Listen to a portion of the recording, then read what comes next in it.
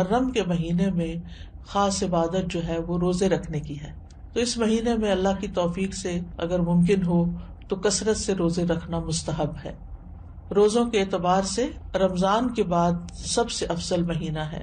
صحیح مسلم کی روایت ہے، ابو ہریرہ کہتے ہیں کہ رسول اللہ صلی اللہ علیہ وسلم نے فرمایا، رمضان کے بعد سب سے افضل روزے اللہ کے مہینے محرم کے ہیں.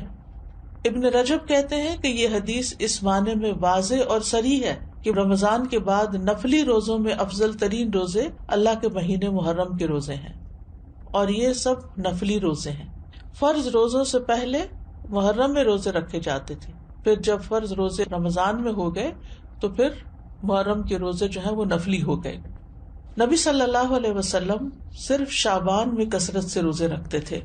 عائشہ رضی اللہ تعالی عنہا روایت کرتی ہیں کہ نبی صلی اللہ علیہ وسلم شعبان کے مہینے سے زیادہ کسی اور مہینے میں نفلی روزے نہیں رکھتے تھے. مطلب آپ نے محرم کا سارا مہینہ روزے نہیں رکھے یا شعبان سے زیادہ نہیں رکھے. اسی طرح صحیح بخاری کی روایت ہے، ابن عباس کہتے ہیں نبی صلی اللہ علیہ وسلم نے رمضان کے سوا کبھی پورا ایک مہینہ روزے نہیں رکھے. تو اگرچہ اس مہینے کے روزے افضل ہیں لیکن پورا مہینہ رکھنے کی ضرورت نہیں ہے. آپ روزے رکھتے حتیٰ کہ کہنے والا کہتا واللہ آپ کبھی افطار نہیں کریں گے، یعنی مسلسل رکھتے چلے جاتے تھے. اور افطار کرتے یعنی چھوڑ دیتے روزے رکھنا حتیٰ کہ کہنے والا کہتا اللہ کی قسم آپ کبھی روزے نہیں رکھیں گے. تو اس میں آپ کا جو پیٹرن تھا تسلسل کے ساتھ روزے رکھنے کا وہ ہمیشہ کے لیے نہیں ہوتا تھا. اور یہ کیوں نہیں کیا آپ نے؟